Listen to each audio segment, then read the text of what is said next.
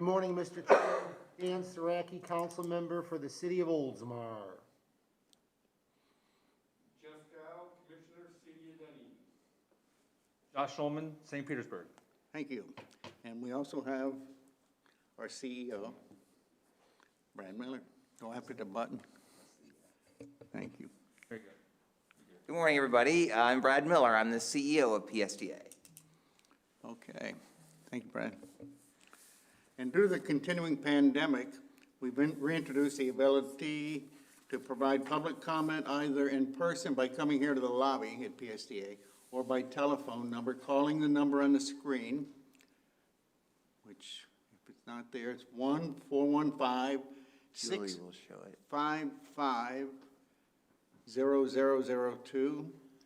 Meeting ID 180-091-9866. Julie, can you show the public comment number?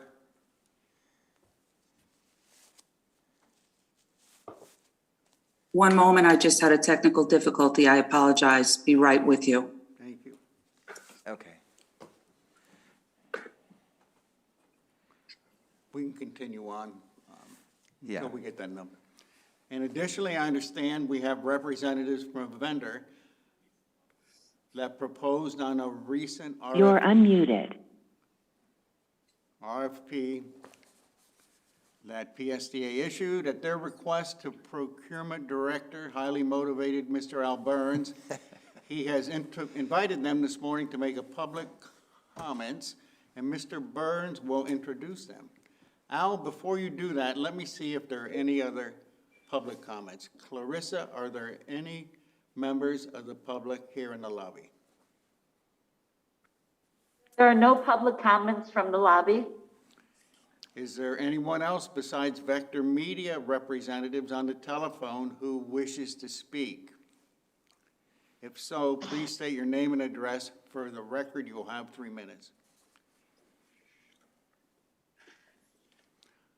Okay, thank you. Now I'd like to invite representatives from the vendor, Vector Media, on the telephone to provide their comments to the committee. Al Burns, could you please introduce them? Each speaker will have 3 minutes. Good morning, Mr. Chair and Finance Committee members. Al Burns, your highly motivated procurement director. This morning, I have the pleasure of introducing Vector Media. They have 4 representatives that will have 3 minutes each to speak. Todd Pressman, consultant. Logan Mayer, Senior Director of Strategic Partnerships. Wendy Lane, Market Manager, Pinellas County. And their President and CEO, Mr. Mark Burkowski. With that, I'll turn it over to Vector Media, Mr. Todd Preston. Thank you, staff members. Thank you, Mr. Chairman and board members. Can you hear me okay? Yes, sir. Yes. Thank you for your time this morning and the chance to speak. Mr. Chairman and committee members, my name is Todd Pressman. I'm at 200 2nd Avenue South in St. Petersburg. I'm here today on behalf of Vector Media, who is your longtime advertising vendor since 2015, and the RFP is under review today. Vector was not chosen by your staff committee, and we believe this was a mistake due to the almost $2 million that PSTA would be foregoing, as well as numerous irregularities in our opinion in the evaluation process that need your scrutiny. First and foremost is guaranteed revenue, $1.9 million to be specific. That's how much more Vector's offer guarantees PSTA. With your ridership down, revenues down, spending your reserves, gas tax shelved, decline in readership, it is astounding and disturbing that your staff did not recommend Vector when they are guaranteeing an additional $870,000 over the proposed awardee, which includes full wrap advertising. Mr. Chairman and board members, your staff's direction is to stop the highest revenue stream of full bus wrapping with this change of marketing. In our opinion, there were serious irregularities with the bid evaluation that need to be addressed. Among these are the artificially low scores given to Vector for qualifications by one of the members of the committee. We believe, in our opinion, a conflict of interest with a committee member who reports directly to her boss of another committee member, and a post-bid negotiation that literally reshuffled all of the cards after the game was over. They were allowed to change their bid. This is directly opposite the purposes of a blind bid. Mr. Chairman, Vector has served PSTA for 6 years since 2015, literally executing hundreds and hundreds of ads without an issue, flawlessly, not a blemish, not a single complaint. It is an impossibility that Vector was rated as wholly unqualified and a lack of experience specifically working with PSTA. We believe you need to ask some hard questions of your staff on behalf of the working taxpayers and bus riders. How is it possible that a company who's never worked with PSTA, who was chosen, was given 10 times more points than Vector for the experience of the local staff?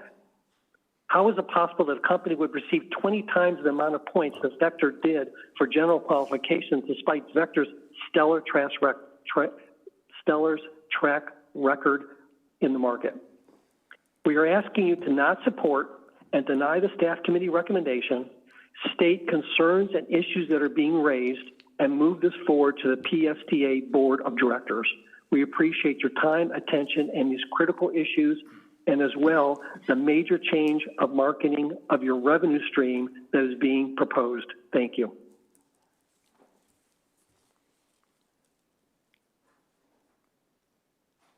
Okay, thank you, Mr. Pressman. And do we have someone else to speak, please? Al, are any of the other ones going to speak? I believe that next up is Mr. Logan Mayer. Yes, can everybody hear me? We can Yeah. hear you now, yes. Hello? Okay, We- great, thank you. Yeah, we can hear you. Okay. Mr. Chairman and the rest of the Finance Committee, thank you for giving me the opportunity to speak today. My name is Logan Mayer, and I'm here today to speak on behalf of Vector Media, located at 2810 Shear Drive in St. Petersburg. I'm here today to discuss action item 3B related to the advertising contract RFP. What you will hear today is that the Evaluation Committee has selected Lamar Outdoor as its new partner, offering $3.5 million and will eliminate full rep advertising designed to enhance PSTA's brand image.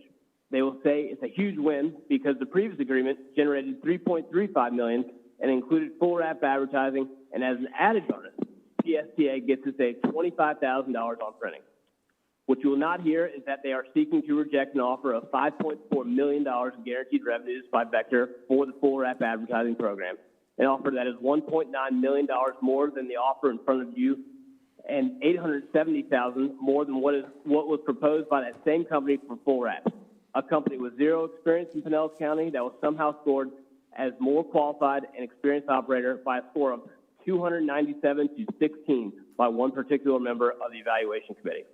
As PSTA's partner since 2015 and the largest transit advertising company in Florida, even our fiercest competitors would say that Vector Media is a well-qualified, experienced operator. So you can imagine our surprise on Thursday during the Evaluation Committee call when we were given the following scores by the marketing director and Evaluation Committee member who oversees the transit advertising contract. Qualifications of the offer, 5 out of 100 points. Qualifications of the staffers, 9 out of 100 points. Sales and marketing plan, 2 out of 100 points. Following these absurd scores being posted on the screen, I was even more stunned to see our scores being lowered by other members of the committee, one of whom directly reports to Mrs. Fox, even citing Mrs. Fox's comments as the reasoning. Even worse was the marketing director's rationale behind these ridiculous scores. Vector Media didn't provide resumes or clearly state the percentage of time our employees would allocate to PSTA. This despite an entire section dedicated to bios of listing the credentials of the employees and describe their roles to PSTA. We were told that Vector clearly has experience, but that the proposal felt copy and pasted, a comment which does not speak to qualifications or experience. It was said that we sell too many attorney ads. As far as we are aware, our role is to maximize revenues to the PSTA, not discriminate against certain local business categories. Which one of these issues does the Finance Committee believe is worth PSTA turning away between $870,000 and $2 million of additional guaranteed revenues? How is the recommended awardee given the option to submit a best and final offer for the non-full wrap portion when no best and final was ever circulated to other qualifying bidders? Respectfully, the behavior of the described above was extremely improper and will deprive PSTA of a significant amount of guaranteed revenue. We would ask that you do not support the staff recommendation and pass it along to the PSTA board with the concerns and issues raised. Thank you for your time. Thank you, sir. Next from the Vector Media team is Miss Wendy Lang.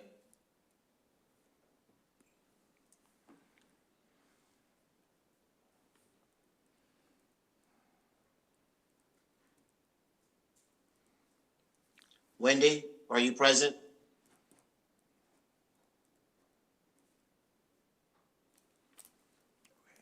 She is present, so she may be having a muting issue. Okay, I'm sorry. Can you hear me now? We can Yes, hear you. ma'am, we can. Thank you. Oh, okay. Hi, my name is Wendy Lang, and I am a Pinellas County resident, and I reside at 1971 Carolina Court, Clearwater, Florida. I am the representative for Vector Media.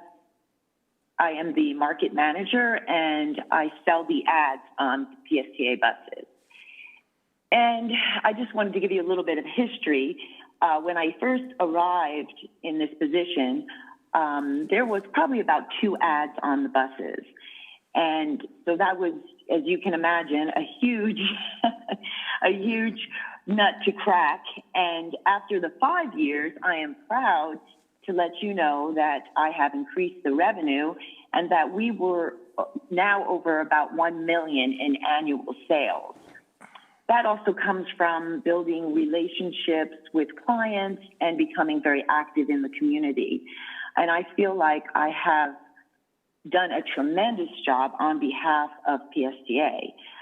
And over the years, I've had nothing but a great relationship with the members and the staff of PSTA. And I also created a monthly meeting so that we could intentionally talk over the issues and the concerns on both parties, working with the marketing department of PSTA and being a partner with them. I always wanted to be transparent and accessible, and for one of those reasons, I did locate the office directly across the street from PSTA so that I could be there or at the yard at any given moment. I was very upset and hurt, to say the least, that I got a 9 out of 100 after all of my hard work and the relationship that I built and the success that I brought to the revenue. So I'm here today because I have I feel a grave injustice, And I want to tell you about last year during COVID, when throughout the country, advertising was down about 60%. This is out of home. And I had my best year in 2020, working very hard, finding those local clients that wanted to advertise on the bus and shifting my direction towards home improvement, having people like Total Air, Precision Garage Door, Tons of Tile. These were people that did full wraps, directing their marketing towards people doing home renovations. So I feel that it's frustrating and disheartening and confusing to see that I did rank 9 out of 100. And I am just here to tell you that I feel that this was unfair. And I thank you for your time. Thank you, Wendy. Next, Mr. Chair, is the President and CEO of Vector Media, Mr. Mark Borkowski. Mark? Hi, can you all hear me? Yes, sir. Yeah. We can hear you. Thank you. Thank you. Good afternoon. My name is Mark Borzakowski, and I'm the CEO of Vector Media, PSTA's current transit advertising partner. In over 15 years in this business, I have never once felt the need to object, protest, or address a government body as I'm doing today, but I have also never seen such an outright display of bias or such an egregious attempt to swing a bid.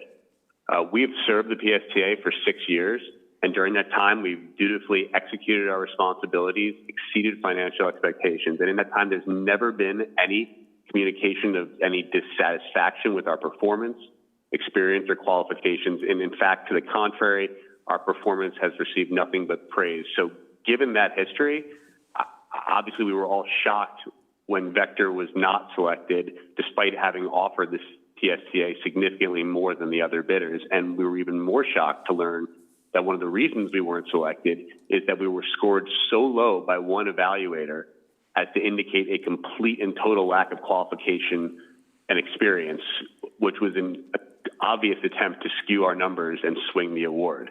This was among, in my view, many improper steps that were taken during this bid process, as you've heard, which included a committee member who reports to another committee member revising her scores down, which is a clear conflict of interest, and then the best and final negotiations being carried out without the inclusion of other qualified bidders.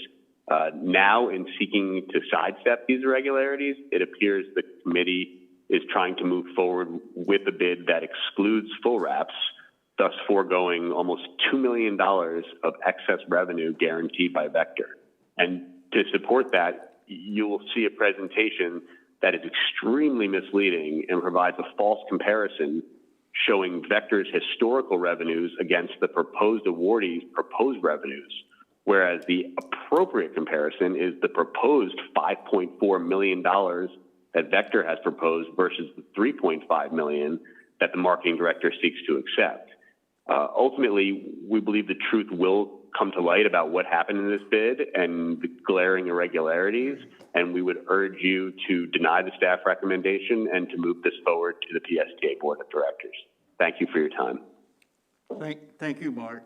Thank you for your presentation there. Mr. Chair, Yes, sir. this is Al Burns, Director of Procurement. I just want to tell you and Vector Media how much I appreciate them coming to the Finance Committee this morning and voicing their and taking advantage or using the public comment forum to express their concerns to the Finance Committee members and you, Mr. Chair.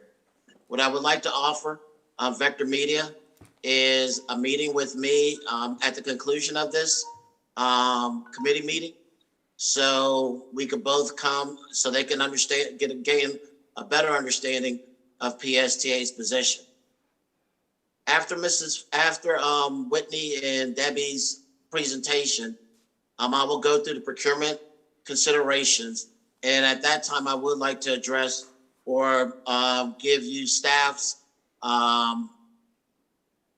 opinion, or a staff's perspective on some of the things that Vector Media commented on this morning. Thank you for your time, Mr. Chair. Okay, and thank you, Al, and I appreciate you doing that also. I'm sure after the presentation of staff, excuse me, we'll have a few questions, all right? So let's go ahead and continue here. We'll go to do we have any other public comment? If not, we'll go to our action items. Our first action item is to approve the July. Excuse me, sir. Excuse me, sir. This is Casey Sexton. I was hoping to comment if I yes. could. I'm with Lamar Advertising. Casey, Mr. Chair, Yes, sir. Mr. Chair, Go ahead. I think the public comment portion is over. Alan or Rachel or Clarissa, if you could correct me if I'm mistaken. Rachel, go ahead. Casey, yeah, okay. Yeah, Casey identified earlier, and so let's go ahead and give him a chance while we're still in public comment, okay? Go ahead, Casey. Okay. Thank you very much. Chairman, committee members, staff, thank you for having us today. My name is Casey Sexton. I'm the president of Lamar Transit. And first, I want to also mention that on the line today is our Vice President of the Northeast Region, Alicia Coyle. We first wanted to say that it's been a pleasure to work with PSTA procurement staff. Their professionalism has been a very positive reflection on the PSTA. At the beginning of the process, during the pre-bid conference, and in the solicitation of the RFP, it was indicated that PSTA wanted a combination of revenue and diversification of advertisers on their fleet. Our aim when we approached this bid was to do both because we have an extensive track record of successfully doing that in over our 40 other markets, and particularly in Palm Beach County, which resides in the state of Florida. We've had the contract with Palm Beach County for over 20 years, and we focus on a variety of different advertisers. Some of those verticals include financial services, banks and credit unions, healthcare, education, fast food, restaurants, real estate, exhibitions, and festivals. We plan on seeking out these different industries by immersing ourselves in the business community. We will be active in the Chamber of Commerce, Amplify Clearwater, Downtown Business Association, as well as other community events as they come up throughout the year. We believe that our approach is in alignment with the PSTA values and goals. Those are to deliver a diverse advertising customer mix while providing a meaningful revenue source for the PSTA. Thank you for your time. Okay, thank you, Casey. And did we have one more speaker? Or is that, all? I think Ms. Coyle and Casey are going to speak during the presentation from Whitney Fox. And I think it was maybe a miscommunication from me that Casey spoke during public comment. I understand. And my apologies, Mr. Chair. I understand. Thank you. Well, then we'll go ahead and continue our meeting with approval of the July 21st, 2021 minutes. Do I have a motion to approve? Motion to approve the July 21st, 2021 minutes. Mr. Chair, second. Okay, we have a motion and a second. All in favor, say aye. Aye. Opposed, none. That passes. And now we will go into the exterior revenue contract. And we just heard from one of the firms and Casey as well. And Whitney Fox, Director of Marketing Communications, and Al Burns are here to highlight the important change that we may have. Whitney, would you go ahead, please? Yes, thank you, Mr. Chair. Good morning, esteemed Finance Committee members. I just want to check in with IT and make sure they've got the PowerPoint ready to go before we begin. I'm not sure what's on your screen. I see transit advertising contract. Right. So we got to go to the next slide. There we go. Perfect. Thank you so much. As mentioned, my name is Whitney Fox, and I'm the Director of Communications and Marketing here at PSTA. And of course, I'm here today to discuss our transit advertising contract, and we'll be joined in this presentation by our CFO, Ms. Debbie Leas, and our highly motivated Procurement Director, Mr. Al Burns. Next slide, please. So we'd like to start by discussing brand image and why it matters. Brand image is more than just a logo that identifies your service. It shows how put together you are. A polished brand image is necessary to show that you know how to run your business. Brand image is not just an unnecessary expense that adds no value. It is the associations consumers make based on every interaction they have with your service. And I just want to repeat that. It's the association consumers make based on every interaction they have with your service. So what would you say our consumers and the public have the most interaction with when it comes to PSTA? Hands down, it's our buses. Now, as a board member, I know for a fact that each and every one of you take pride in your position at PSTA, as do I. And we've heard you place importance on brand image before on many services, like, for example, our PSTA access vehicles. So when you see a PSTA bus drive by, when you're out in Pinellas County, does its appearance make you feel proud? Recently, while visiting Grand Central Station, I decided to take photos of the buses that came through in about a 25-minute period. And here are a few snapshots of the ads that we currently have on our vehicles. Next slide, please. Here's examples 1 and 2 of full wraps. Next slide, please. Example 3. Next slide. 4. Next slide. 5. And lastly, next slide. 6th. So I'm curious if you may have noticed a theme. And did you happen to even see a PSTA logo? Because these are fully wrapped vehicles. If you go to the next slide, please. Recently, when Reach St. Pete posted on social media that PSTA would be donating a bus to the nonprofit, it almost looked like Morgan & Morgan was donating the bus. Now, this is great publicity for Morgan & Morgan, and we're happy that they are advertising with us. But really, this is a missed opportunity for PSTA, as you can't even see a PSTA logo or are not familiar with this being a PSTA vehicle.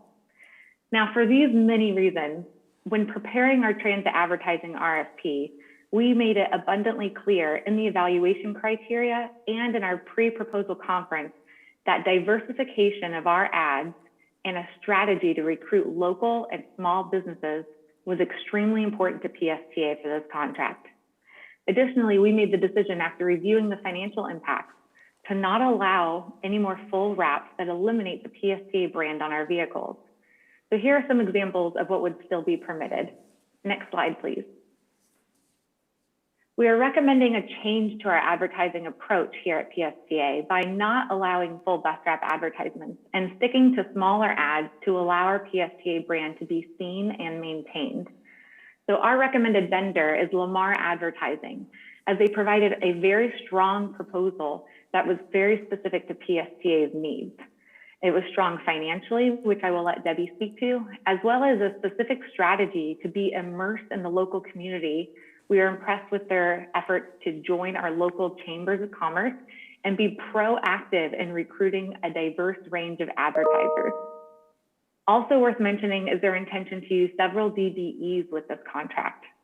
Now I'll go ahead and pass it over to Ms. Debbie Elias, our CFO, so she can speak to how this makes sense financially. Thank you. Thank you, Whitney. Next slide. And good morning, everyone. You know, this is one of those times I get to come to the board with a double bonus. One is we're talking about revenue, and who doesn't love to talk about revenue, but we're also going to be talking about saving some money along with the decisions that we've made. So as Whitney mentioned, the board members and our staff have been talking for a long time that we would hope to eliminate the full bus wrap. A lot of you, as well as our former board members, as well as myself and others on staff, do ride the PSTA buses, or if you've ridden them in other areas. It's difficult to see out of the bus wraps, and as such, we finally made a decision to go ahead and go with something less than a full wrap. And what's important to me is actually we're not losing significant revenue. Our budgets, as we look forward over a period of time, are based on history. And our history is showing us that over with the current contract, our average to kind of even this out between a 6-year and a 7-year has been around $558,000 a year. With the proposed contract, we're looking at $500,000 per year. In addition, we're going to have savings, and the saving is going to come from replacing the decals covered by the full wraps. So when the full wrap comes off, the decals tend to get totally destroyed, so we have to put them back on the buses, and that cost has been about $25,000. So this small change in revenue that you see going forward is very affordable to PSTA. While I find that the advertising revenue is an important part of what we have because it's non-related, one of the things I'd like to put in perspective, regardless of which proposal we look at, is that advertising revenue represents a fraction of a % of our total revenue. So I feel very comfortable and I'm very pleased to be able to say the contract that we're proposing today is affordable, not only in the current budget, but going forward, and saves us money. And with that, I will turn it over to Al Burns to talk about the procurement. Good morning again, Mr. Chair. Al Burns, Director of Procurement. In June 23rd, an RFP was issued in compliance with PSTA's procurement policies and was posted on PSTA's website. On July 26th, 3 proposals were received from Apex Outdoor Advertising, doing business as Insight Street Media, Lamar Transit LLC, and Vector Media Holding Corporation. On August 5th, the PSTA Evaluation Committee met and ranked the proposals in the following order. Lamar Transit LLC, Vector Media Holding Corporation, and Apex Outdoor Advertising LLC, doing business as Inside Street Media. This morning, we have representatives from Lamar Advertising LLC with us. Their president, Casey Sexton. Casey, if you can show your video, please. And Lachey Coyle from Lamar Advertising. At this time, Casey, would you and Lachey like to make any comments to our committee and board members? You bet. Thank you, Al. In addition to the public comment, I did want to share just from my personal experience. I've been in the out-of-home industry more years than I'd like to admit, nearly 25. Most of that has been in the transit advertising sector. I love the business. It's very, very satisfying, and it's been a terrific career so far. I personally flew down to St. Pete's on July 13th to assess the vehicles myself, to see the market, because St. Pete's has been one of the markets that we've had on our radar for some time because of its attractiveness to Lamar. And what I saw, I spent the whole day riding the market, and for every bus I saw that was wrapped, there was just one type of advertiser on there. And what that tends to do is kind of block out the opportunity to drive revenue for the transit authority, because some advertisers may feel like they don't want to advertise when the perception is one advertiser dominates the space. And so we have had this sort of scenario in several markets where we have come into the market, immersed ourselves in the local business community, and then focused on specific verticals that are outside that predominant vertical that's currently on the bus. And what happens over time is that the ship rises because more active participants, more clients participate in the medium, and we can include revenue. And a good case in point would be Palm Beach County. About 10 years ago, when I came into this position, I was called on the carpet by a local commissioner about this sort of trend. And we made a commitment at that time to focus on other verticals. And I can tell you that Palm Beach County is a great example of what this type of approach can do for an authority.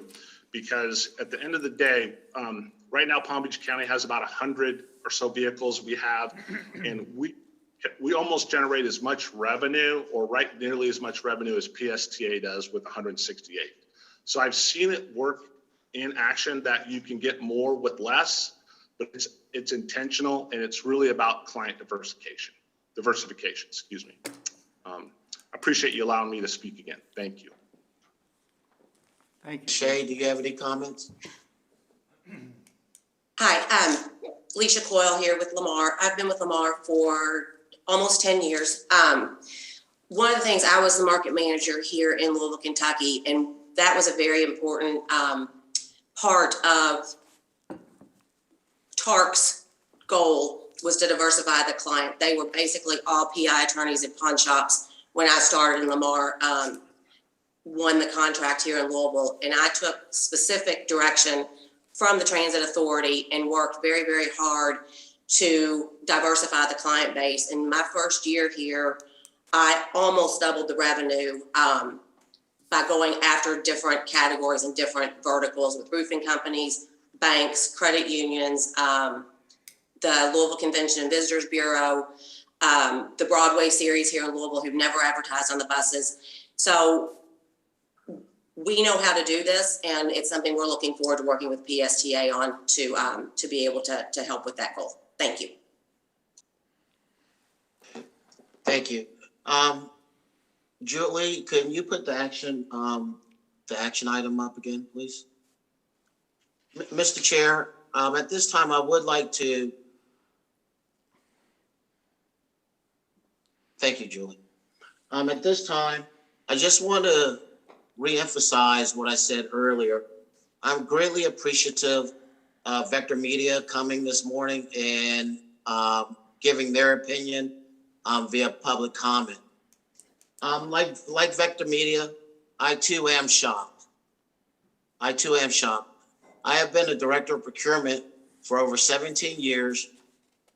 Indianapolis Public Transit Agency, Hillsborough Area Regional Transit, Tampa Bay Area Regional Transit Authority, or TBARTA, and PSTA.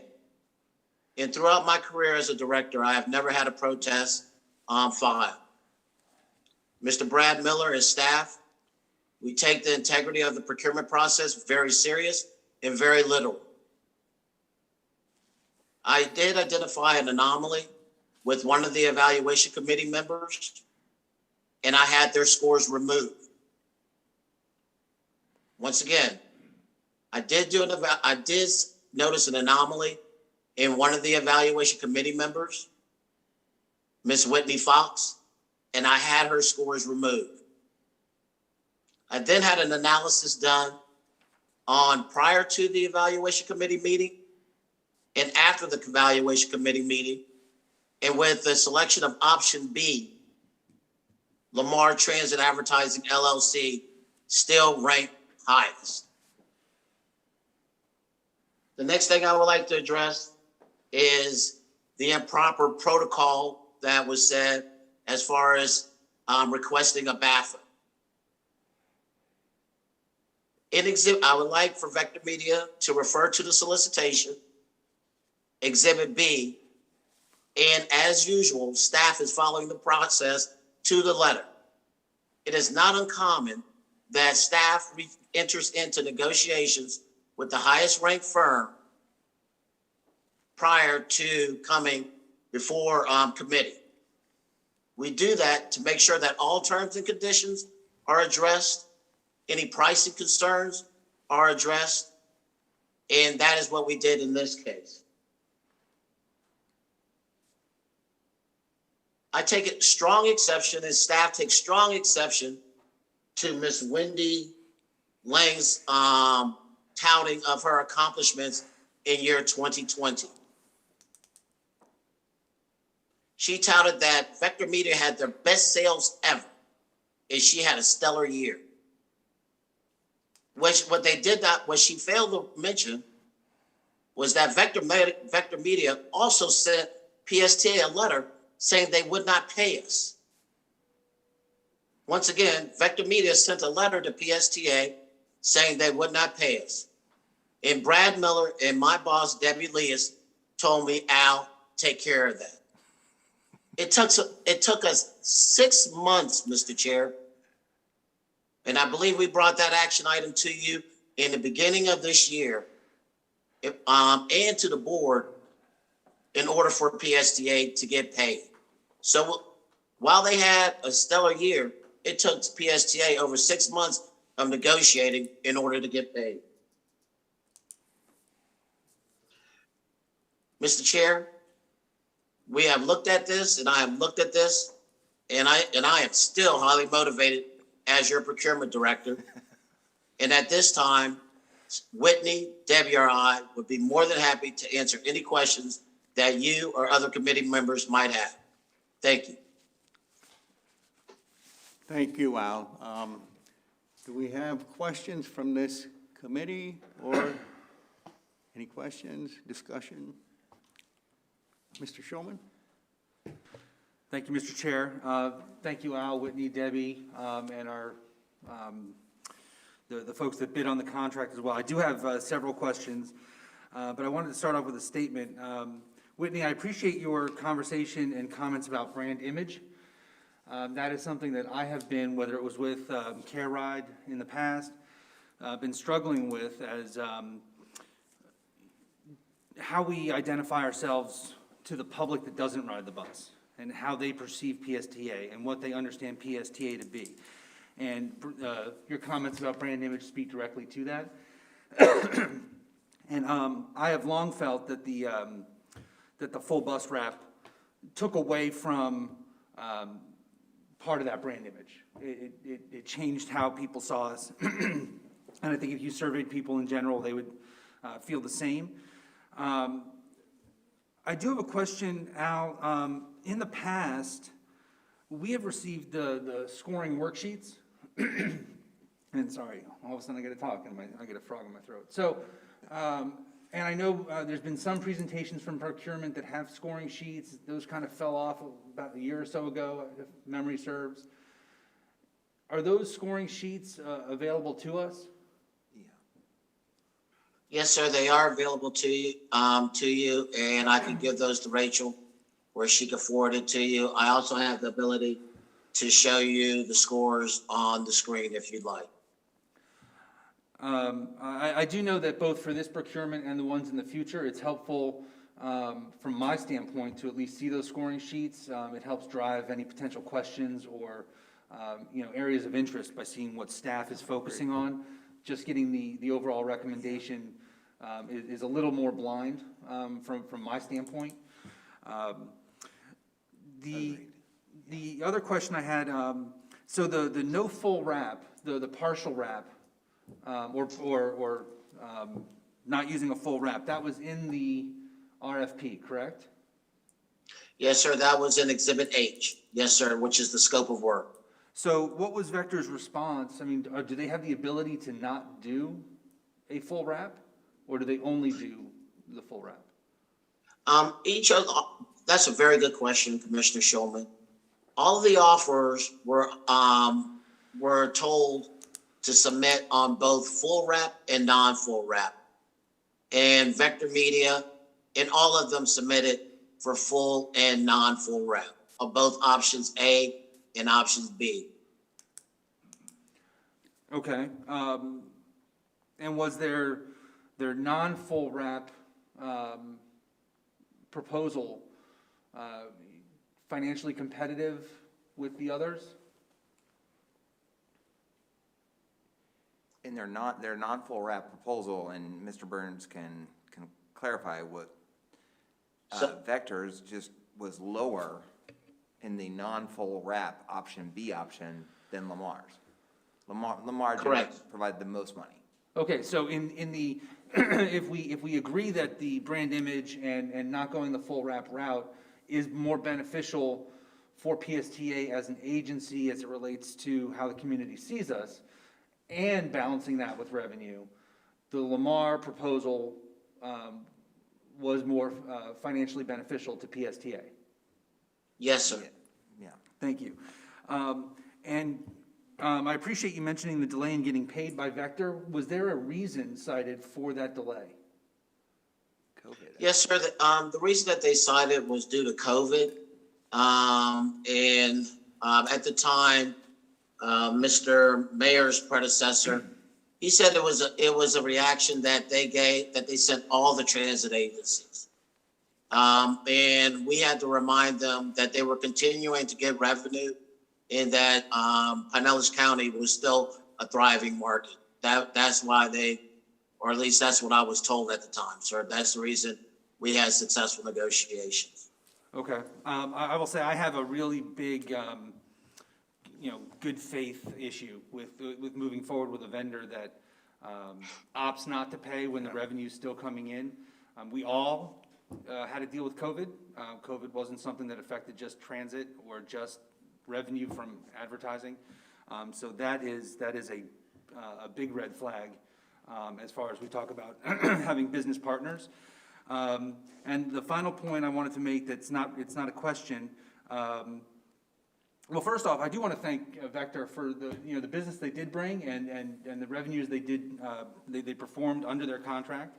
Although I'm not surprised that we're also changing direction with how we want to proceed with advertising. But it is also, I think it's important that as we diversify the advertising base and bring in more local shops, local vendors, not only does that increase different revenue streams that can help support advertising in different kinds of economies, right? Different kinds of markets where some businesses might thrive and some businesses might not.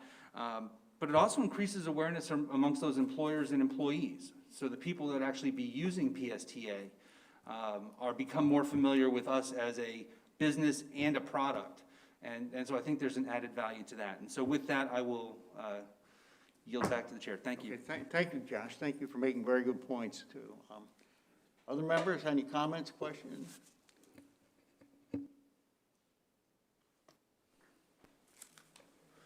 Commissioner Strachey? Thank you, Mr. Chair. First of all, Al and team, I just want to say great job in doing this procurement. It's important that you do your homework and you bring that back to the board here, because it's important that we understand how that process is played out with vendors. One of the things I want to do mention is what Josh said. When that red flag comes up, being self-employed most of my career, and when a vendor doesn't pay or is not financially committed to taking care of a responsibility, that kind of sets a red flag, and that kind of, I don't like those kind of things through the history of my self-employment. But other than that, I honestly like this, just one comment. I really truly do like the look of the other buses with the smaller wraps better than the full wraps. I think it's going to give the PSTA better credibility for ridership, and I believe it's going to give our riders a better sense of just a better feel for riding our buses. I really do feel that, and with that, I want to turn it over back to the chair. Thank you again, team. Thank you, Commissioner Saraki. Do we have any more comments or questions? Commissioner Seville? Yes, thank you. I agree with Josh. I would like to see the score sheets in the future on any items that we do go out to. That way we can look at them and go through them ourselves. But I think it's a great way to move forward with the new advertising, and I'm supportive of what you do, Al. Thank you, Commissioner. Commissioner Seville. Commissioner Gao? Thank you, Chair. I certainly agree with my colleagues. The scoring sheet would be important. Al, thank you very much for coming forward today and actually really discussing the bidding process and giving the Finance Committee the confidence that that integrity is there, because it's incredibly important. Pinellas County is the most densely populated county in the state, and that's certainly not a surprise to anybody. And transit is going to play a more important role as we go forward. And so it's incredibly important that that PSTA branding is out there in front of everything that we do. We need to be proud of that branding. We need to let our ridership know that we're proud of our branding. They should be proud of our branding. And non-riders should be proud of that branding and encouraged to ride. Certainly, the partial wrap, yeah, the full wraps are just gaudy. They're awful. And so not only did it not provide a positive PSD branding, I would almost propose that it proposed a negative branding in the buses. So certainly the partial wrap is the way to go. Reaching out to the community, looking out for the smaller businesses, in my opinion, is the way to go. That really ties everything together and really gives the county that sense of community. If I could just speak for Dunedin businesses, for example, the idea that not only does it provide them an opportunity to possibly promote within the city of Dunedin, but as the fixed route buses travel throughout the county, it allows them to expand their advertising reach. And so hopefully it's a positive benefit to our smaller businesses. So I fully support the idea of going from a full wrap to a partial wrap. The only question I have is on the partial wraps, does that still limit one advertiser to one bus? Or can one company advertise on one side of a bus or one place on the bus and another advertiser on the other side or someplace else on the bus? If somebody could answer that question. I think Whitney Fox would be most qualified to answer that question, sir. Yes, thank you. That's a great question and something we can definitely discuss further with our advertising contract, I don't think it would limit to how one advertiser per bus. I do think if we wanted to do a smaller ad on one side of the vehicle and a different ad on the back, or a smaller ad on the other side, it could be different advertisers. All right, but just for the record, I'm not opposed that I am opposed to the PSTA buses looking like NASCAR. You know, we don't need all kinds of Me advertising. too, don't worry. Yeah, thank you. Keep it professional. Thank you. Thank you, Commissioner Gao. I have a couple comments and questions. First, I want to thank you for eliminating that score that was in question. There were some pretty strong accusations by our former vendor regarding that, and we want to make sure we have total clarity. And Josh's proposal also, which is, you can well see, the rest of the board would like to see scores in the future so that we can deal appropriately with this. And thank you again on that. This is to Whitney, about, in our buses now, about what percentage are law firms advertised approximately? Do you have an idea? I do have the exact number, not off the top of my head. I want to say I think we have roughly 45 full wraps currently, and about 37 of them are personal injury attorneys. Okay, which I don't really like that. I do like, though, whenever we I know Matt Wiedner, the attorney, had on the back of the bus his face and his firm, and apparently that worked pretty well for him. But I understand the sentiment of this board now, and I agree totally that the partial wrap is a way to go. And if we're going to save some more money and have that done, and have diversification as well, which is true of advertisers, is truly important for our brand image. One other, it was mentioned also in this, that we would include the interior of the bus advertising. Is that correct? There would be some aspect of that, and that will be done? Yes, sir. Okay, go ahead. Yes, sir. It's known as interior cards. Ms. Fox put that in the scope of work as well, that the advertiser could sell interior cards. Okay, all right. All right, that's all I have, and if we're finished with this part of the question and answer, could we have a motion, please? I move that we approve the staff recommendation to move forward with the contract for Lamar Transit for a contract year, term of 7 years. Okay, we have a motion and second. All in favor, say aye. Aye. Opposed, none. That passes unanimously. Thank everyone for their time on this, both organizations and our staff. Thank you. Thank you, Mr. Chair. Okay, Thank you. you're welcome. We'll move on to a very important and special recommendation.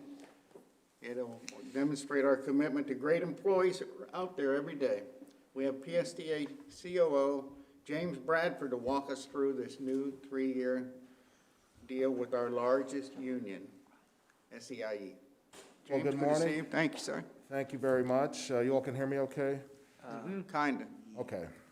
Well, I've practically been here to I think present you in can pull your person mask down if you in don't- months, you know? and to speak. Okay. If Is you that like, a yeah, I little think better? we can hear you better if you pull your mask down. Okay, yeah, if everybody's okay with that. Yeah. Okay, thank you. Good morning, Chair. Good morning to you, Chief, and Commissioners of the Finance Committee. I'm James Bradford, COO here with PSTA.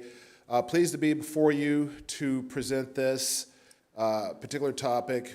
It's the approval of our, as you mentioned, Chair Cox, our largest union here for a new 3-year wages and working conditions contract. So every 3 years, our contracts are up, and the men and women elect, they stand behind their representatives in the union to see what the future holds, what it looks like for them in terms of their living wages, and then the flexibilities within the working conditions. So I am asking, today I will be asking for your approval on this. Before it goes to the board, a board approval will represent the final ratification of a new 3-year contract. In your packets, you should have the current labor agreement, the red line version of that. So any updates that we made it to it, we crossed out, added language, deleted language. That's all in there. You also should have all the tentative agreement packets that our union ratified and that we reached a full tentative agreement on both those as well. So we can go ahead and move to the next slide. And James, you don't have lots of people on the phone or on Zoom ready to give pros and cons? No, not today. I don't believe. Just kidding. At the board meeting, we might.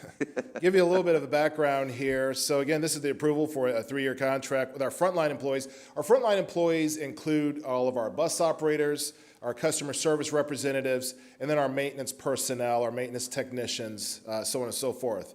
It spans nearly 490 people of PSC's over 610 employee and personnel. That's 390 in transportation, which includes bus operators and customer service representatives, and then again, roughly 100 or so in maintenance.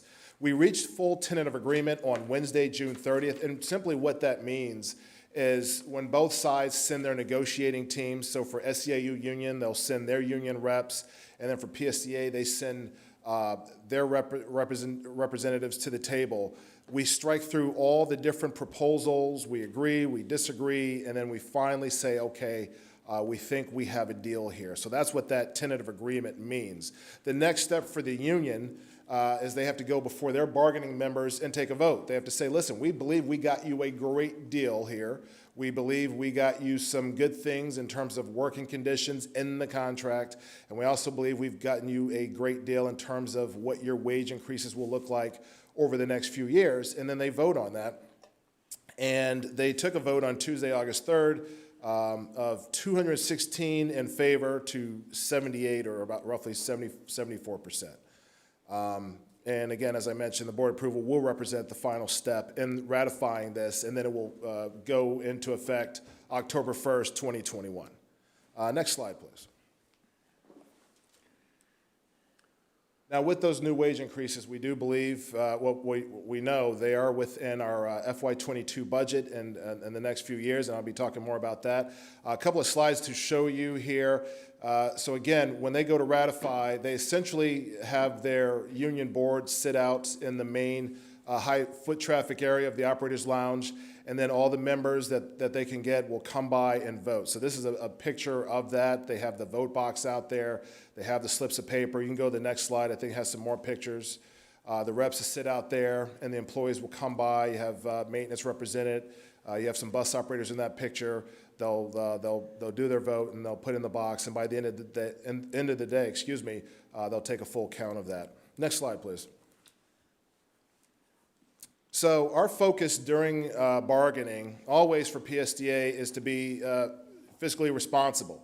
How sustainable can we be when we are realigning the wages, looking ahead to make sure that we stay within our budget, but also make sure that we're keeping pace with other positions, whether be it in the Southeast or in Florida, at other transit agencies. We kind of look at all those things, and we also want to make sure that our employees have a fair and living wage that keeps up with the increases in cost of living each and every year.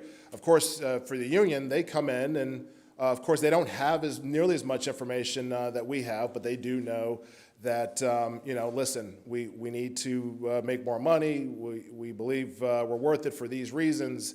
And then, of course, they throw out on the table what they believe they should get, and we kind of go back and forth and to the point where we can meet in the middle. Of course, always with me, working out with our finance team, saying, hey, listen, this is what the union put out there. We know that's way out of our budget, but what if we come back to them, with this? Or maybe we can offer, them this increase in this year. And so we just go back and forth until both sides agree that we're at a place where we can agree on. And performance-driven, again, we look at all of our work policies. Now, especially coming off the pandemic, new mandated safety practices, which would include wearing masks, which we now have in the contract, and then attendance requirements, because we just cannot function operationally if we don't have a strong attendance policy and or some recourse for folks who are just out of work for long periods of time. Next slide, please. So the best and final, here's the tail of the tape, so to speak. The negotiations itself took 4 months, 9 sessions, which is good. Usually I hit double-digit sessions with both the supervisory bargaining unit and the front line. We did this in 9 sessions, but we had a record high, 170 proposals that were tossed back and forth. So I've never had that many. I've always approached just in the early 100s, maybe 80, 90 or so. But a lot of ideas, a lot of proposals, but we got it done. And here's how it looks. Over the next 3 years, bus operators will receive a 3.25% increase starting in FY22, takes them through FY24. And then in maintenance and customer service, they're receiving an average increase of 3% between FY22 and FY24. And the breakdown of those numbers, I believe, are in your packets in that red line version. The one thing I will point out with the technicians is we came up with a base deal for them that's nearly 3% increase each year to the top steps, but they have the ability to earn additional wages if they complete ASC certifications, automotive service excellence, incentives. They have the ability to boost their resume, boost their skills, and what we want to do is turn ourselves into a blue ribbon shop, have the best of the best down there in maintenance, and our technicians working on our buses. So they do have the opportunity to take courses, whether it's in AC or power systems or whatever the case may be, and be a master technician in each of those particular areas. Each one that they do, the company will pay for the ASC certification and all the course materials, and as they complete it, we will give them an additional 25 cents per hour for each certification, up to 8, and they can boost themselves upwards of $2 more per hour if they complete all 8. Next slide, please. So here's a breakdown of the bus operator increases. And so when you come to PSTA as a new bus operator, you go through various steps before you hit the top rate. It takes approximately about 4.5 years from the time you enter revenue service to hit top rate. So if you look on the chart there, it says step 1, and currently 0 to 12 months, you would come in as a bus operator making $15 an hour. Your training rate currently is $13 an hour in a training class that takes anywhere from 6 to 8 weeks for classroom training and behind the wheel, on the road, on the steering wheel type training.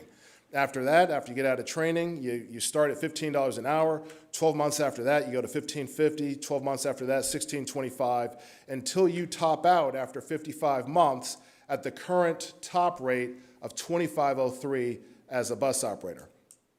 With this new deal, we have shortened the amount of time for a new bus operator to see movement in their wage increases. So now you will be a bus operator starting at $16 an hour. And if you look in the yellow there where it says months now, you'll notice we shortened that to 6 months. 6 months before you get your next pay increase, all the way through 55 months. And then that takes you to where all the other top rate bus operators are. So year 1, you'll be making $25.84 effective this October 1st. Year 2 and year 3 topping out at $27.55. And then we're going to raise the new bus operator training rate to $15. Now, nationally, we are facing a bus operator shortage everywhere. It's just been very hard to get people into the door, into training, to do this profession. And we're seeing a lot of agencies that are hurting for bodies. We've been in the news for it. Hard across the Bay have been in the news for not being able to make demand on some of their routes. Have made significant improvements now, but facing the same thing, a bus operator crunch. I sit on the APTA calls, the American Public Transportation Association, where I can sit on with a New York or a Chicago or a Miami or an LA or all the other agencies in between, and we talk about the issues that we're all facing. We certainly did that during the pandemic to say, what are the challenges here? But one of the biggest themes have been the fact that it is hard to really recruit and retain people, and maintenance faces the same issue. So I'll take you to the next slide and show you kind of how we stack up. One of the significant things about making the changes the way we did, including shortening that first movement between the next increase to 6 months, is we hope to be able to be better and stronger and first at recruiting. setting ourselves apart from other agencies and businesses that maybe hire at the same rate, like an Amazon down the street, even McDonald's hiring between $13 and $15. We can say, well, yes, we're hiring starting at nearly the same rate, but you have a built-in wage increase over the next 4.5 years. You have a fabulous benefits package. You have the FRS pension and investment program. So we're trying to figure out ways to stand apart so we can really recruit, get good people in the door, and then keep them after that. Here's how we stack up across the state here. With PSTA's in red, and that number 2584 is with the new proposed wage increase. So we round out the top 5 here behind Fort Lauderdale, Miami, Hart and Tampa is at number 3 at $25.99. Of course, I think they recently agreed on a new wage increase maybe several months ago. West Palm Beach, then PSTA with this new proposed rate, followed by Manatee County and Jacksonville. And then for maintenance, if we look at the next slide, they rank almost in the top 5. They're in the top 6 there at 30.42. Again, behind some of those same agencies, Fort Lauderdale, Miami, Hart, West Palm Beach, Gainesville, and then Jacksonville comes in after PSTA. The one thing I will point out, though, again, we're competitive. We believe we are paying fair and equitable wages. But with maintenance, as I mentioned to you, if our technicians take advantage of it, they can earn those additional ASC certifications, and they can boost that 30.42 and get a little bit higher. So if they're driven to do so, it makes them better. It makes us have a more competent shop. It's a win-win for both sides. Next slide, please. So just to round out and summarize, again, when you come to the table, both sides ask for the stars and moon, and both sides usually walk away leaving something on the table that they didn't quite get, just the art of negotiations. But we met in the middle, and for PSTA, we're getting increased work procedure controls out of this new contract. For SAU, of course, it's wages and allowances, and by allowances, I mean things like uniform allowance, tool allowance, shoe allowance, PSTA tighter work policy progressions, and SAU flexible vacation and sick time use, how they use their paid time off, the way they want to use it as opposed to being prohibited or restricted by the current contract. Both sides win for fair and equitable wage increases, both for our employees having a nice increased living wage and for PSA's ability to recruit, retain new talent. And then to me, it's a win-win if our folks take advantage of that ASC certification program to boost their own skills, their own resume, but also giving back to us where we get great labor and turn ourselves into a blue ribbon shop. So next slide, I believe this is the last one here. Final slide. So again, just to summarize, seeking your approval on this new 3-year contract with the wage increases. Again, this is our non-supervisory union. They're known as the frontline union because they are customer-facing. One of PSA's 2 unions representing 490 people, including bus operators, customer service, and maintenance. SEIU already voted on this just shy of a little over a week ago, 216 to 78. Again, this new 3-year contract with the wage increases are within PSCA's FY22 projected budget. And then if you approve today and we are able to move forward to the board meeting next week, the board approval will represent the final step in the ratification process. With that, I'm going to stop it there. Take any questions you may have. I have Director of Transportation Jeff Thompson, Director of Maintenance Henry Lukasik, and Director of Human Resources Trish Collins, who sat on the negotiating team with me, standing by to help me answer any questions that you all may have. Thank you very much. Thank you, James. And do we have any questions from the committee? Commissioner Sabio, go ahead. Yes, thank you. I was just wondering, is there any incentives for the operators for like safety or how the cleanliness of their buses or less complaints that any drivers may receive from the public? I see that we're given the other ones incentives. Is there any incentives for the operators? Well, that's a fabulous question. No, there's no built-in monetary incentives right now. I think one of the things, and Trish may be able to speak on this, expand on it a little bit more, is we've been trying to tap into what is it that makes someone stay here. What is it that incentivizes them? What's a turnoff? What is management not doing?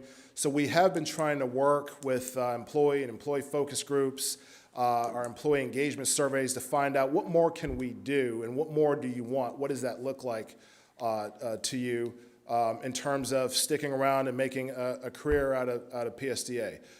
We do have some other programs that I believe we would call incentivizing employees to stay, which includes our PSTA University and some other things like that. But let me save some of that for Trish to go into further detail.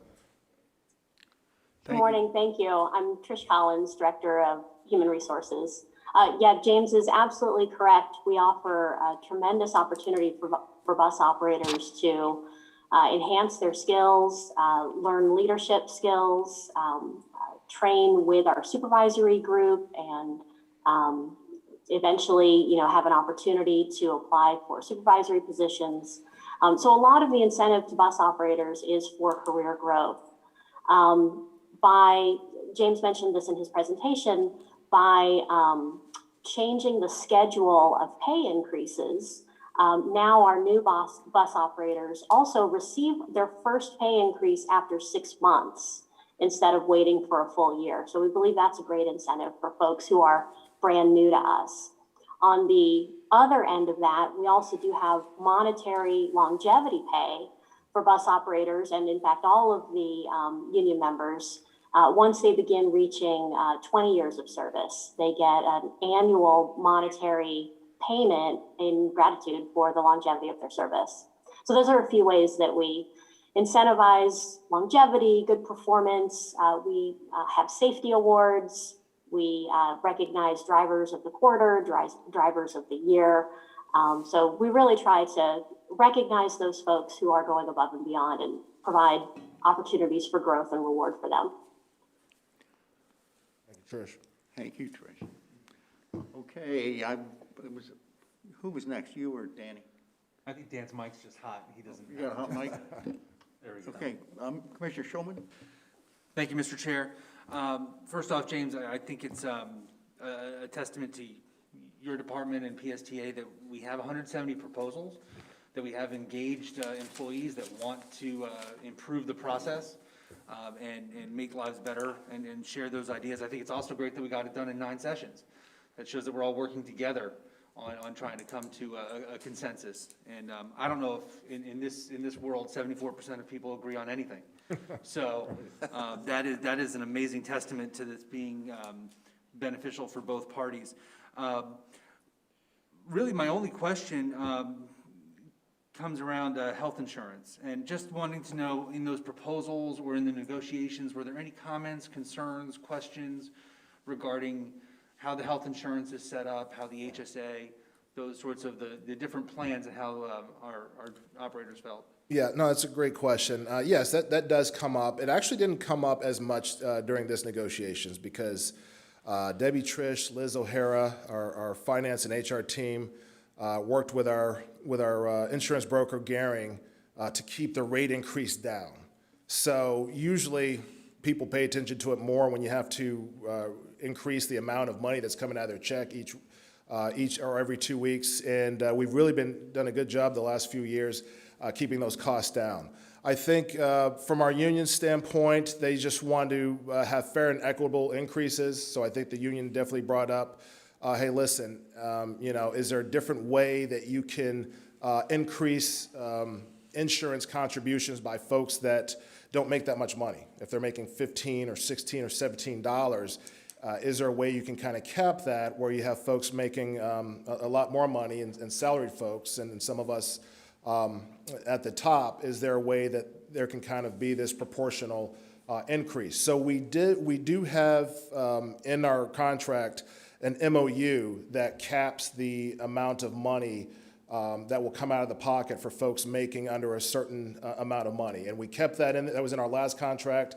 We moved it forward in this contract as well. And additionally, we put language in there that says you all, the union that represents all the bargaining employees, are going to come to the table and you're going to be part of the decision when we meet with our brokers and we decide on how we move forward with our insurance, whether it's our how we structure FSA opportunities, through our base plan, how we structure our health savings account moving forward, which we were able to still keep free for folks that are just covering themselves and keeping it very low cost, if you're covering a spouse or your children or your family. But we did put in the contract, and we PSTA and PSTA management will stand by it.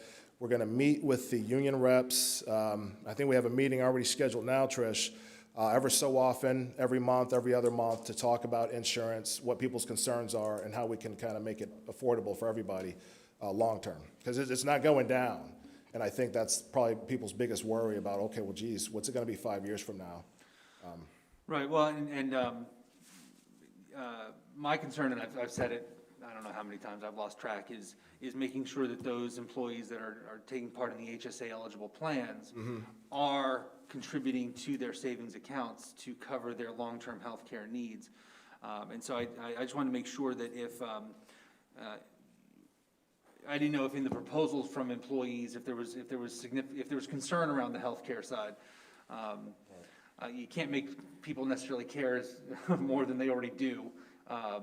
But as long as we're addressing their concerns at this point, that seems to work. But I'd like to see us in the future try to also work on incentivizing savings. Because this sort of, the HSA setup has an opportunity to catch up to employees. Yes.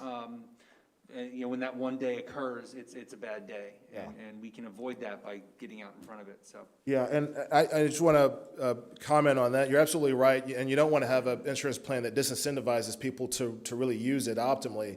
Right now, we have open enrollment going on, and I have to thank Liz O'Hara, who's I think probably in the auditorium right now, with Nina from Gehring, to make sure that people are well informed. So she goes through a great deal of trying to reach out to all of our employees, educate them, tell all of our people that switch from a buy-up or a base plan and they switch to a high deductible plan, hey, listen, whatever you were contributing to that base plan, go ahead and put that into your HSA account so you have it for a rainy day. If you have it, if you need to, if you get into emergency. I see Liz O'Hara on there. Liz, do you want to comment any further on this discussion? Yeah, I can just add that we do incentivize the HSA with our Fitbit program. I think sometimes that gets forgot a little bit. We do up to $3 a day towards the employee's HSA if they get 10,000 steps and or 30 minutes of activity a day. They get paid that in quarterly increments. I push it hard. You can ask Brad. I'm all about that Fitbit program. But yes, as James mentioned, we do educate the employee quite a lot in terms of, hey, this is what an actual high deductible health plan is, and this is what it means for you. And you need to sit down and decide if that's something for you. So we are currently doing it during open enrollment. We were in the auditorium yesterday with some very good questions from our employees. And I do have a few employees that are thinking of changing, and they're going through the whole process of figuring it out. So I think we're going to keep incentivizing with the Fitbit program, and we're going to keep pushing for them to be paying themselves with their HSA money. thank you. And just one further comment. So, and Liz, I appreciate that extra clarity. I'm also very thankful at the pay scale that's been presented for the new drivers. I think it does make a statement that we're interested in hiring from the pool of applicants out there, and we're trying to be competitive with other employers while still being fiscally responsible and keeping an eye on our overall budget. So I think you struck a very good balance between those two competing forces. So thank you for that. Thank you. That is all, Mr. Chair. Thank you, Commissioner Schulman. Commissioner Gao? Thank you, Chair. Yeah, just a couple questions. To continue the conversation on the incentive pay, just on the comparative slide, which was page 8 on the slide, you acknowledged that with the incentives of getting those other certificates, they can bump their pay up to an additional $2. And I just want to know, for comparison stakes here, was that already taken into consideration from some of these other cities? So that we're looking at a fairly equitable comparison? Yes, and actually, is Henry on? Henry and Joe are the architect of this. Henry, can you speak on that a little bit? Sure. It's the next slide. So My knowledge of looking at all the other transit agencies on the list is that the base pay. Next slide, please. I believe Sorry, this Henry. is- Next slide this says operators, there you go. So what you see on the screen is our base pay, and those other transit agencies are also based off base pay. So with our incentive, we call them incentives, they're actually certifications, nationally recognized certifications, almost credentials, degrees, if you will. So we offer the incentive pay in order to bring ourselves up a little higher than the other agencies and offer what we call the pay for progression plan here. You notice in our pay chart, it only takes about 3 years to get to top rate. And just like as James was mentioning earlier, with the crunch to hire bus operators, it is also, goes without saying, it is very difficult to attract new talent to the trades in general, whether it be facilities or fleet maintenance techs. I can say that with our compensation package and maintenance, that it is in the realm of competitive for Tampa Bay all the way out to the Orlando area, even as far as Fort Myers up to the Panhandle. I say that because the incoming rate is competitive enough to lure folks from the technical trade schools, which, as Trish will agree, we work very closely with P-Tech to attract younger folks into the trades who want to get into this, but also showing them that they can get to a top wage in a relatively short amount of time, not only incentivizes them to when they first start, but I can tell you that for the folks that are tenured here in maintenance, this is a respectable wage and a great place to work. So hopefully that answers your question in terms of the incentives. Is that I can tell you, I'll repeat again, is that PSTA is very competitive with its top end wage rate for technicians and facility workers, actually all folks in maintenance under this proposal package. Thank you very much. I guess just the follow-up would be then for those incentives, for example, in Tampa, do you know if they offer those same types of enhancements, certification? Henry, do they have that ASC program as well in Tampa? So our program is a little different than Hart's. We have 3 levels of technician in maintenance, 1, 2, and 3. And at Hart, in order to be promoted, so to speak, from a technician 1 to technician 2, you actually have to pass those ASE certifications, which comes with the next tiered pay increase.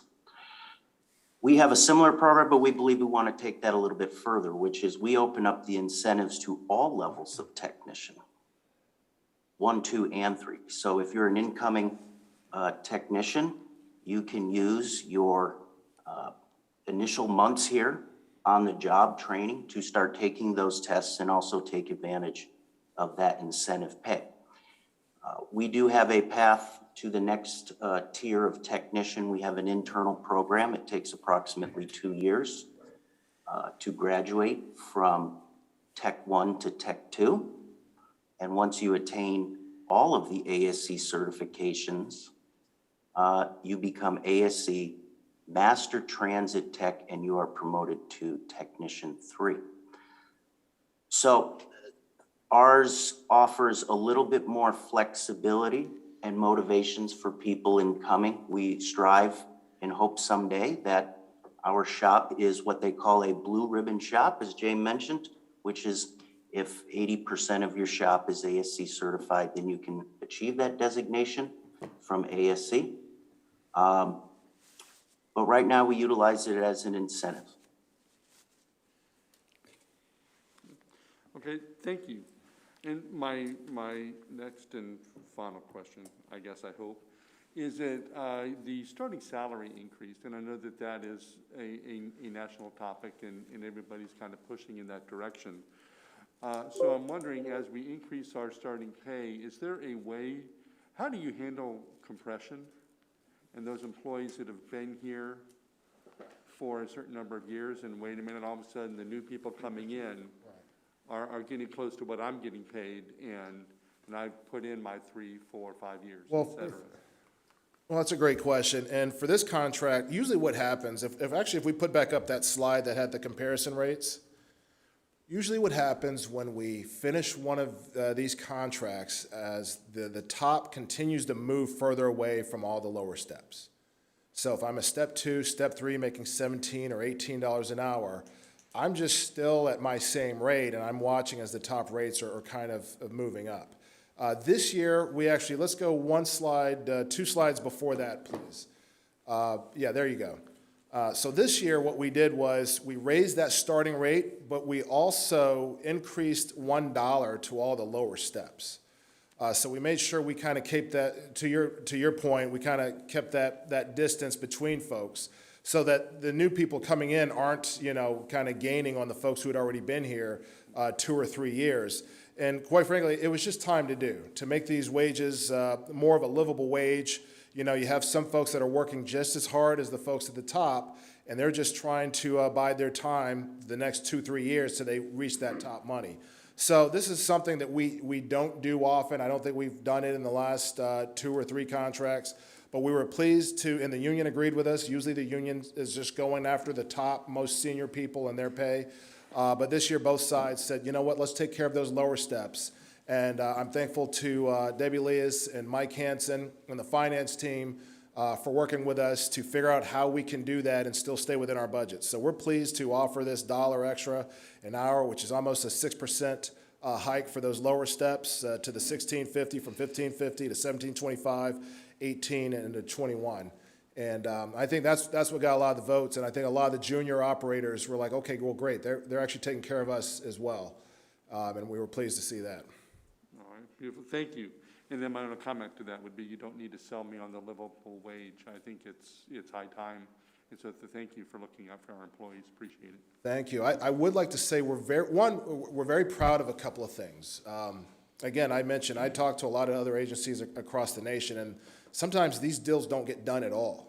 They go to the negotiating table. It could be there 2-3 years, and the employees are the ones that they lose in all that because meanwhile management and the union can't agree on anything, and there's no new wage increases and there's no new changes to the contract, and they can go on and on and on. Since I've been here, we work very hard at our relationship with labor and the union. And we've been able to go to the table many times with the supervisors or the frontline group, and we put our heads down.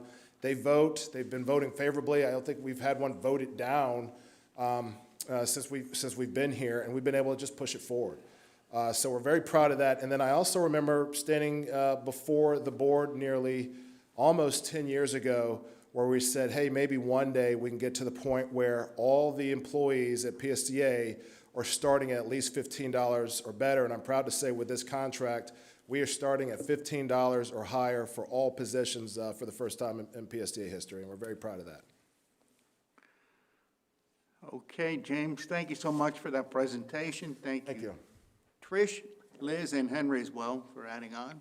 Do we have a motion for our SEIU union agreement? Do we have a motion to approve? Mr. Chair, I make a motion to approve a 3-year labor agreement with PSTA's Florida Public Service Union, SEIU, for frontline employees. Okay, thank you, Commissioner. Do we have a second?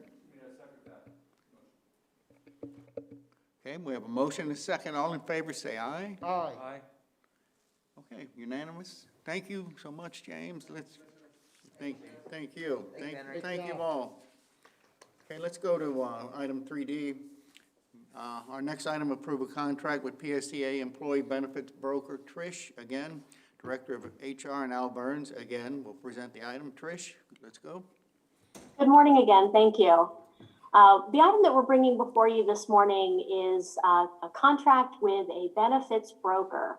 PSTA uses the services of a benefits broker so that we can get the very best insurance benefits available at the most affordable cost to the agency and to our employees. The benefits brokers use their expertise to negotiate the costs and the services with insurance agencies. They also support our open enrollment, our annual open enrollment, and other service delivery. They analyze our claims usage and recommend strategies for plan design and cost containment. And they provide software for us to help us manage our employee benefits coverage. So we engaged in a robust procurement process. And at the end of that, we've selected Garing Group, Inc. for these services. And we're recommending to the board to approve a 3-year contract with 1 2-year option exercised at the CEO's authority for a not to exceed amount of $400,000. And at this time, I'll turn it over to Mr. Burns to talk about our procurement process. Good morning again, Mr. Chair. Al Burns, Director of Procurement. In May 19th, we released the RFP for benefits broker. We posted that on PSTA's website as well as DemandStar. And the solicitation was in accordance with or compliance with all PSTA's policies. On June 22nd, we received 5 bids. However, one of the bids, BHF, Bate, Hewitt, and Floyd, they were held non-responsive for not sending in all the required paperwork. On July 12th, the proposals were evaluated and ranked in the following order. And Mr. Chair, I have a note here in the future, I will list the scores. But Garing scored 859 points, Gallagher 831 points, Brown and Brown 758 points, and Hub Public Risk 634 points. Even though Garing is the incumbent, we still did a responsibility check, and it was determined that they have the capacity to perform the work and are therefore eligible for award. Mr. Chair, Debbie Leas is my boss, so I just want to let you know that we were able to garner approximately a 10% savings from the contract, the previous contract. It was roughly $444,000, and as you can see today, it's $400,000 even. The fiscal impact or sustainability impact for this item has been budgeted and is part of the approved fiscal year 21 budget. And once again, the recommendation is recommend approval of a 3-year contract with 1 2-year option for the health insurance and benefit broker program to Garing Group, Inc. for the total contract amount not to exceed $400,000 and authorize the CEO to exercise the 2 1-year options. Mr. Chair, I just want to acknowledge Ms. Liz O'Hara. She sat through negotiations with parts of the Garing Group and also Ms. Edith Randall, as she was the contracting officer for this. If there's any questions, the team would be more than happy to answer. Okay, thank you, Al, Liz, and Edith as well. And do we have any questions or comments? Commissioner Shulman? Thank you, Mr. Chair. Just a question about the increases for years 4 and 5. Is that a 6% increase in each year, year 4 and in year 5, or a cumulative for years 4 and 5?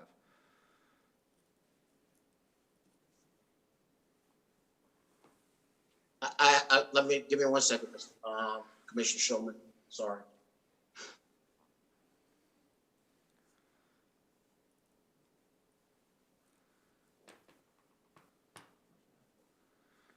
It's a little point down, just above sustainability impact.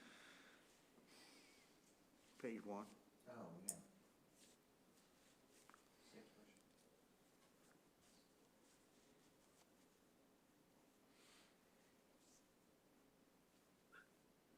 What was the question again, Commissioner Shulman? I'm sorry.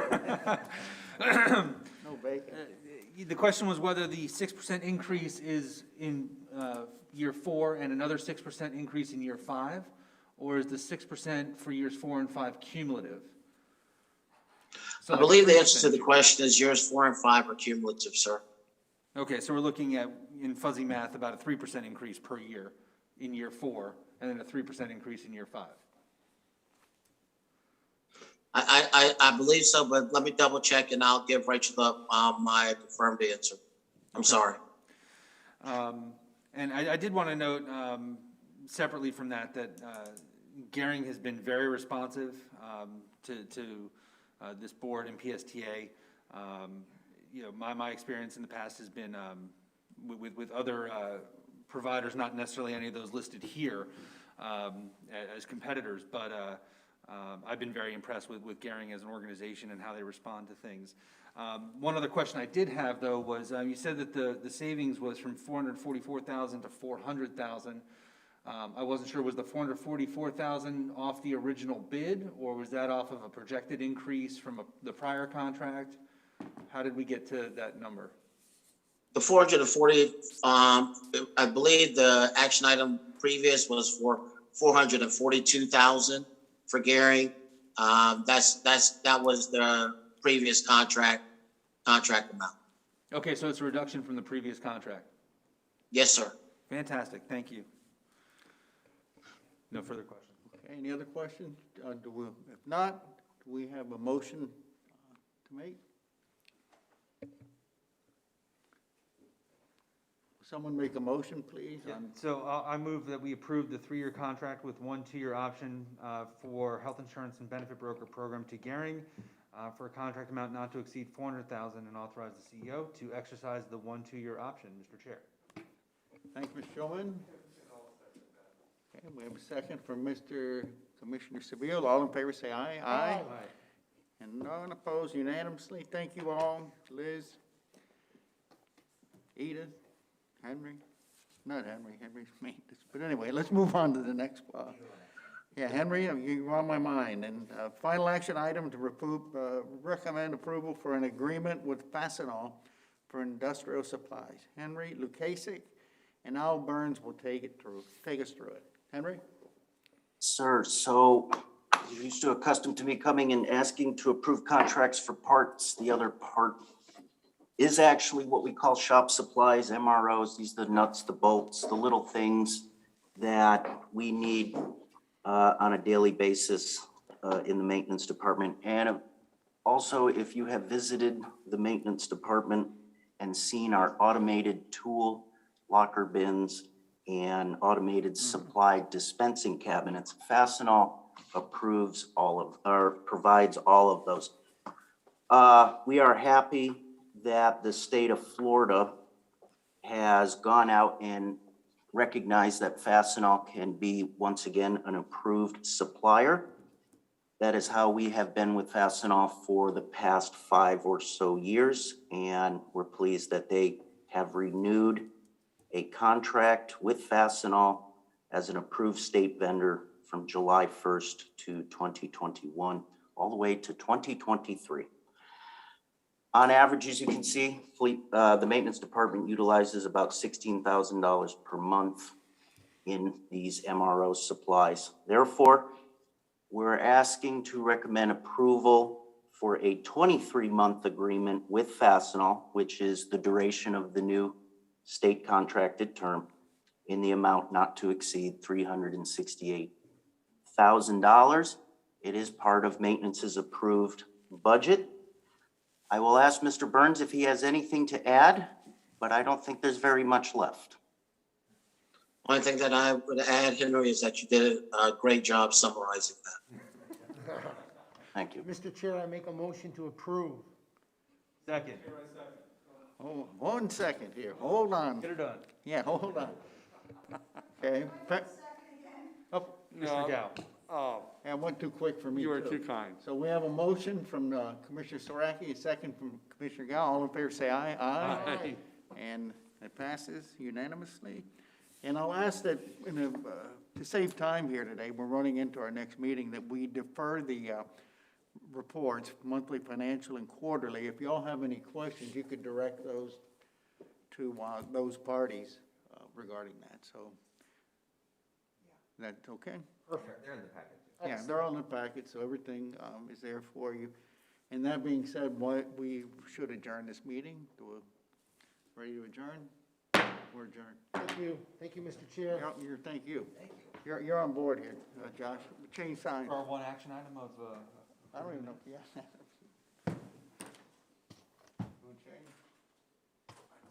We have two important info items. yes. Which we'll also get at the board meeting, I'm sure. I think the A lot of people are backing out, I heard, all of a sudden.